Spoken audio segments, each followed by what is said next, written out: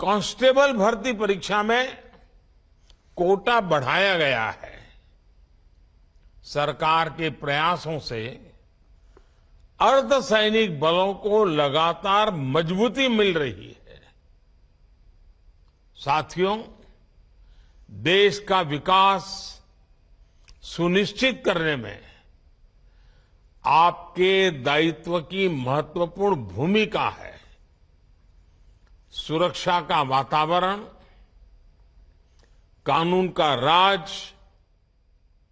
विकास की रफ्तार को तेज कर देता है। आप यूपी का उदाहरण ले सकते हैं। कभी यूपी विकास के मामले में बहुत पीछे था और अपराध के मामले में बहुत आगे, लेकिन अब कानून का राज स्थापित होने से यूपी विकास की नई ऊंचाई छू रहा है। कभी गुंडों माफिया की दहशत में रहने वाले उत्तर प्रदेश में आज भयमुक्त समाज की स्थापना हो रही है।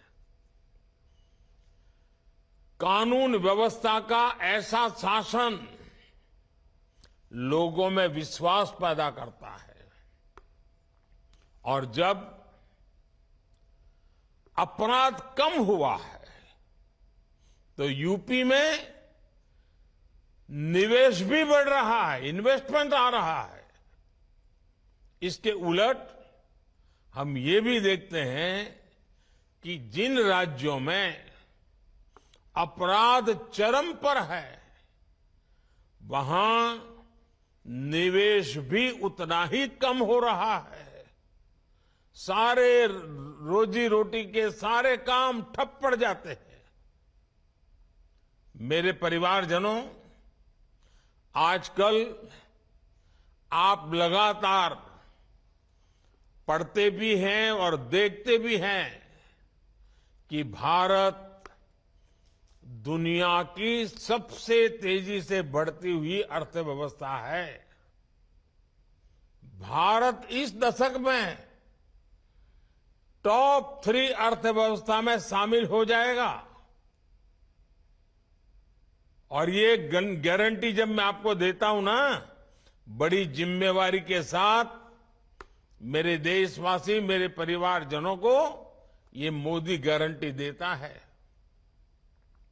लेकिन जब आप ये पढ़ते हैं तो एक सवाल आपके मन में जरूर आता होगा कि इसका देश के सामान्य नागरिक पर क्या असर होगा, और ये सवाल बहुत स्वाभाविक भी है। साथियों, किसी भी अर्थव्यवस्था को आगे बढ़ने के लिए ये जरूरी है कि देश के हर सेक्टर का विकास हो। फूड सेक्टर से लेकर के फार्मा तक, स्पेस से लेकर के स्टार्टअप तक, जब हर सेक्टर आगे बढ़ेगा तो अर्थव्यवस्था भी आगे बढ़ेगी। आप फार्मा इंडस्ट्री का उदाहरण ले लीजिए। महामारी के समय भारत के फार्मा इंडस्ट्री की बहुत सराहना की गई। आज ये इंडस्ट्री 4 लाख करोड़ रुपए से ज्यादा की है और कहा यह जा रहा है कि 2030 तक भारत की फार्मा इंडस्ट्री करीब 10 लाख करोड़ रुपए की हो जाएगी। अब ये फार्मा इंडस्ट्री आगे बढ़ेगी तो इसका क्या मतलब हुआ? इसका मतलब ये हुआ कि इस दशक में फार्मा इंडस्ट्री को आज की तुलना में कई गुना ज्यादा युवाओं की जरूरत पड़ेगी। रोजगार के अनेक नए अवसर आएंगे। साथियों, आज देश में ऑटोमोबाइल और ऑटो कंपोनेंट्स, इस इंडस्ट्री में भी बहुत तेजी से बढ़त देखने को मिल रही है। फिलहाल ये दोनों इंडस्ट्री 12 लाख करोड़ रुपए से ज्यादा की है। आने वाले वर्षों में इसके और बढ़ने की उम्मीद है। इस ग्रोथ को संभालने के लिए ऑटोमोबाइल इंडस्ट्री को भी बहुत सारे संख्या में नए युवकों की जरूरत होगी, नए लोगों की जरूरत पड़ेगी, रोजगार के अनगिनत अवसर बनेंगे। आपने देखा होगा कि इन दिनों फूड प्रोसेसिंग इंडस्ट्री के महत्व की भी काफी चर्चा होती है। भारत का फूड प्रोसेसिंग मार्केट पिछले साल करीब करीब 26 लाख करोड़ रुपए का था। अब अगले 3-3.5 साल में ये सेक्टर करीब 35 लाख करोड़ रुपए का हो जाएगा। यानी जितना विस्तार होगा उतने अधिक युवकों की जरूरत पड़ेगी, उतने नए रोजगार के मौके खुल जाएंगे। साथियों, भारत में आज इंफ्रास्ट्रक्चर का तेजी से विकास हो रहा है। पिछले 9 साल में केंद्र सरकार ने 30 लाख करोड़ रुपए से ज्यादा इंफ्रास्ट्रक्चर पर खर्च किए हैं। इससे देश भर में कनेक्टिविटी का विस्तार तो हो ही रहा है। इसने पर्यटन और हॉस्पिटैलिटी सेक्टर में नई संभावनाओं को जन्म दिया है और नई संभावनाओं का सीधा मतलब है कि ज्यादा से ज्यादा रोजगार के मौके बनते जा रहे हैं। साथियों, 2030 तक हमारी अर्थव्यवस्था में टूरिज्म सेक्टर का योगदान 20 लाख करोड़ रुपए से भी ज्यादा होने का अनुमान है। माना जा रहा है कि अकेले इस इंडस्ट्री से 13 से 14 करोड़ लोगों को नए रोजगार की संभावना बढ़ने वाली है। इन सारे उदाहरणों से आप समझ कर सकते हैं कि भारत का विकास सिर्फ नंबर की रेस नहीं है। इस विकास का भारत के हर नागरिक के जीवन पर प्रभाव पड़ेगा। इसका मतलब है कि बड़ी संख्या में रोजगार के अवसर तैयार हो रहे हैं और इससे आय में बढ़ोतरी और क्वालिटी ऑफ लाइफ सुनिश्चित हो रही है। हम परिवार में भी देखते हैं ना, अगर हम किसान हैं, अच्छी फसल हुई, ज्यादा फसल हुई, अच्छे दाम मिले तो घर के अंदर कैसे रौनक आ जाती है। कपड़े नए आते हैं, बाहर जाने का मन करता है, नई चीजें खरीदने का मन करता है। घर की अगर आय बढ़ी तो घर के लोगों के जीवन में भी बदलाव आता है। जैसे परिवार में है ना, देश में भी वैसा ही है। जैसे देश की आय बढ़ती है, देश की ताकत बढ़ती है, देश में संपत्ति बढ़ती है, तो देश के नागरिकों का जीवन संपन्न बनना शुरू हो जाता है। साथियों, पिछले 9 वर्षों के हमारे प्रयासों से परिवर्तन का एक और नया दौर दिखने लगा है। पिछले साल भारत ने रिकॉर्ड एक्सपोर्ट किया। ये संकेत है कि दुनिया भर के बाजारों में भारतीय सामानों की डिमांड लगातार बढ़ रही है। इसका मतलब है कि हमारा प्रोडक्शन भी बढ़ा है और प्रोडक्शन के लिए जो नए नौजवान लगे, उसके कारण रोजगार भी बढ़ा है और स्वाभाविक है इसके कारण परिवार की आय भी बढ़ रही है। आज भारत दुनिया का दूसरा सबसे बड़ा मोबाइल फोन निर्माता देश है। देश में मोबाइल फोन की डिमांड भी लगातार बढ़ रही है। सरकार के प्रयासों ने मोबाइल मैन्युफैक्चरिंग को भी कई गुना बढ़ा दिया है। अब देश मोबाइल से आगे बढ़कर दूसरे इलेक्ट्रॉनिक गैजेट्स पर भी फोकस कर रहा है। आईटी हार्डवेयर प्रोडक्शन के लिए क्षेत्र में हम वैसी ही सफलता दोहराने वाले हैं जैसी मोबाइल के क्षेत्र में हासिल की है। वो दिन दूर नहीं होगा जब मोबाइल की तरह ही भारत में बने एक से बढ़कर एक लैपटॉप, टैबलेट और पर्सनल कंप्यूटर दुनिया में हमारी शान बढ़ाएंगे। वोकल फॉर लोकल के मंत्र पर चलते हुए भारत सरकार भी made in India laptop, computer जैसे अनेक प्रोडक्ट्स खरीदने पर जोर दे रही है। इससे मैन्युफैक्चरिंग भी बढ़ी है और युवाओं के लिए रोजगार के नए मौके भी बन रहे हैं। इसलिए मैं फिर कहूंगा, अर्थव्यवस्था के इस पूरे चक्र को संभालने की, इसे सुरक्षा देने की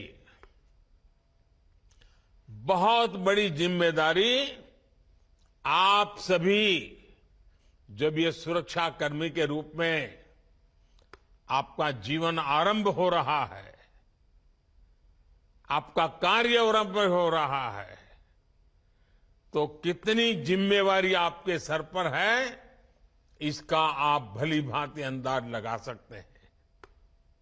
मेरे परिवारजनों, 9 साल पहले आज के ही दिन प्रधानमंत्री जन धन योजना लॉन्च की गई थी। इस योजना ने गांव और गरीब के आर्थिक सशक्तिकरण के साथ ही रोजगार निर्माण में भी बहुत बड़ी भूमिका निभाई है। 9 साल पहले देश में बहुत बड़ी संख्या में लोगों के पास बैंक खाता ही नहीं था। बेचारों ने बैंक का दरवाजा नहीं देखा था। लेकिन जनधन योजना के कारण बीते 9 वर्षों में 50 करोड़ से ज्यादा नए बैंक खाते खुल चुके हैं।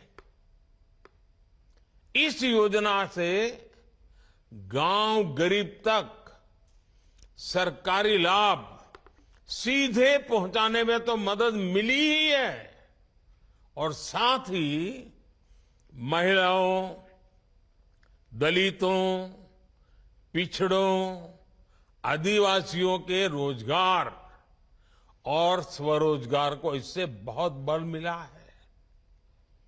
जब गांव-गांव में बैंक खाते खुले तो इसके लिए बैंकिंग कॉरेस्पोंडेंट्स के रूप में, बैंक मित्र के रूप में लाखों युवाओं को अवसर मिले। बैंक मित्र हो, बैंक सखी हो, इसके रूप में हमारे हजारों बेटे बेटियों को रोजगार मिला। आज 21 लाख से अधिक युवा साथी बैंकिंग कॉरेस्पोंडेंट, या तो कहें बैंक मित्र या बैंक सखी के रूप में गांव-गांव में सेवाएं दे रहे हैं। बड़ी संख्या में डिजिटल सखियां महिलाओं और बुजुर्गों को बैंकिंग सेवा से जोड़ रही है। इसी प्रकार जनधन योजना ने रोजगार और स्वरोजगार के एक बड़े अभियान मुद्रा योजना को बल दिया। इससे महिलाओं सहित उन वर्गों को छोटे छोटे बिजनेस के लिए लोन लेना आसान हुआ जो कभी इसके बारे में सोच भी नहीं सकते थे। इन लोगों के पास बैंकों को देने के लिए कोई गारंटी नहीं होती। ऐसे में सरकार ने खुद उनकी गारंटी ली। मुद्रा योजना से अभी तक 24 लाख करोड़ रुपए से अधिक के लोन दिए जा चुके हैं। इसमें करीब 8 करोड़ साथी ऐसे हैं जिन्होंने पहली बार कोई बिजनेस शुरू किया है, अपना काम शुरू किया है। पीएम स्वनिधि योजना के तहत करीब करीब 43 लाख स्ट्रीट वेंडर्स को, रेहड़ी पटरी वाले जो लोग होते हैं ना हमारे, पहली बार बैंकों से बिना गारंटी का ऋण स्वीकृत हुआ है। मुद्रा और स्वनिधि के लाभार्थियों में बड़ी संख्या में महिलाएं, दलित, पिछड़े और मेरे आदिवासी युवा हैं। जनधन खातों ने गांवों में महिला सेल्फ हेल्प ग्रुप्स को मजबूत बनाने में भी बहुत मदद की है। आजकल तो मैं गांव में जाता हूं, जब महिला सेल्फ हेल्प ग्रुप की बहनों को मिलता हूं तो कई तो उसमें से आके गए मैं तो लखपति दीदी हूं। ये सब इसी से संभव हुआ है।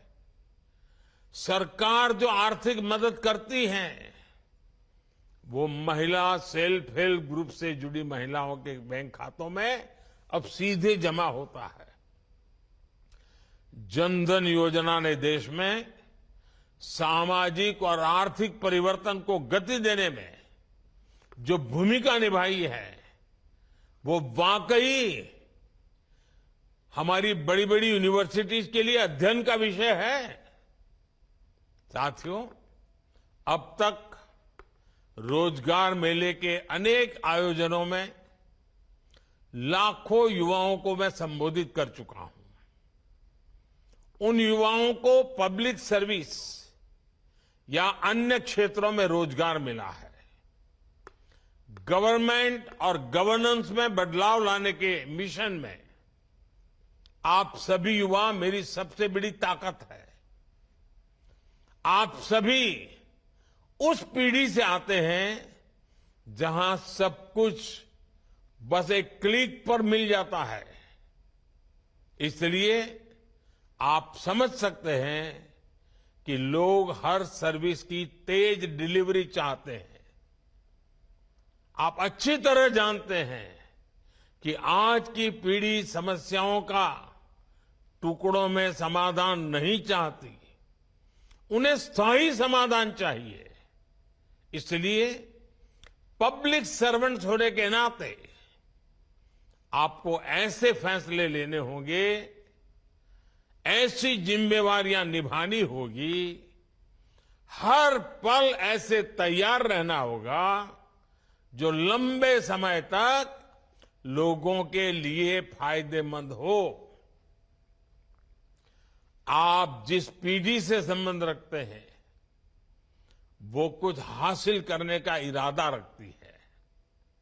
ये पीढ़ी किसी का फेवर नहीं चाहती, वो बस ये चाहती है कि कोई उनके रास्ते का रोड़ा ना बने।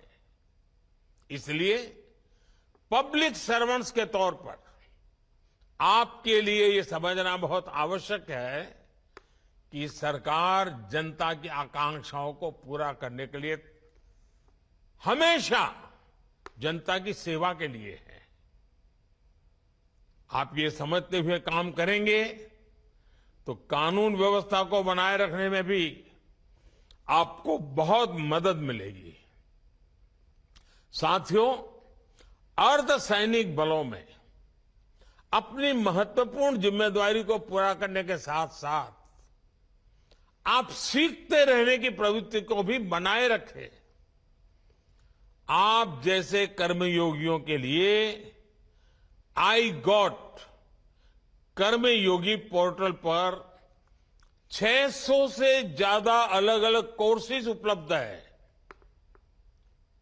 सर्टिफिकेट कोर्सेज हैं। 20 लाख से ज्यादा सरकारी कर्मचारियों ने इस पोर्टल पर रजिस्ट्रेशन कराया है। वो ऑनलाइन पढ़ाई कर रहे हैं, परीक्षाएं दे रहे हैं। मेरा आग्रह है कि आप सब भी इस पोर्टल से पहले दिन से ही जुड़ जाइए और पहले दिन से तय कीजिए कि मैं ज्यादा से ज्यादा कोर्सेज करूं, ज्यादा से ज्यादा सर्टिफिकेट कोर्स करूं, ज्यादा से ज्यादा सर्टिफिकेट प्राप्त करूं। और आप देखिए, जो सीखेंगे, जानेंगे, समझेंगे, वो सिर्फ एग्जाम के लिए नहीं है, आपके जीवन में उत्तम से उत्तम ड्यूटी करने के लिए है। एक श्रेष्ठ अफसर बनने का सामर्थ्य उसमें पड़ा हुआ है। साथियों, आपका क्षेत्र यूनिफॉर्म की दुनिया का है। मैं आप सबसे आग्रह करूंगा, फिजिकल फिटनेस में जरा भी कॉम्प्रोमाइज मत कीजिए, क्योंकि आपका काम समय के बंधनों में बंधा हुआ नहीं होता है। मौसम का हर मार आपको झेलना पड़ता है। फिजिकल फिटनेस ये आपके विभाग में काम करने वालों के लिए बहुत जरूरी है। फिजिकल फिटनेस से ही आधा काम तो यूं ही हो जाता है। अगर आपके ढंग से आप खड़े हैं तो कानून व्यवस्था संभालने में कुछ करना नहीं पड़ता है, खड़ा रहना ही काफी हो जाता है। दूसरा मेरा मत है, आपकी ड्यूटी में तनावपूर्ण पल बहुत बार आते हैं। छोटी छोटी बात में तनाव आ जाता है। योगा ये आपके जीवन में नित्य प्रैक्टिस होनी चाहिए। आप देखेंगे एक संतुलित मन आपके कार्य के लिए बहुत बड़ी ताकत देगा। योगा ये सिर्फ फिजिकल एक्सरसाइज नहीं है। स्वस्थ मन के लिए, संतुलित मन के लिए और आप जैसे लोगों की ड्यूटी में तनाव से मुक्त रहने के लिए ये जीवन का हिस्सा होना बहुत जरूरी है। साथियों, देश 2047 में जब आजादी के 100 साल मनाएगा, तब आप सरकार में बहुत उच्च पद पर पहुंचे होंगे। ये 25 साल देश के और ये 25 साल आपकी जिंदगी के कितना अद्भुत संयोग है। अब मौका आपको नहीं गंवाना है। अपनी पूरी शक्ति, सामर्थ्य, जितना उसका विकास कर सकते हैं करिए, जितना ज्यादा समर्पण कर सकते हैं करिए, जितना ज्यादा जन सामान्य के जीवन के लिए अपने जीवन को खपा दें। आप देखिए, जीवन में एक अद्भुत संतोष मिलेगा, एक अद्भुत आनंद मिलेगा और आपके व्यक्तिगत जीवन की सफलता आपको संतोष देगी। मेरी आपको बहुत शुभकामनाएं हैं। आपके परिवारजनों को बहुत बहुत बधाई है। बहुत बहुत धन्यवाद।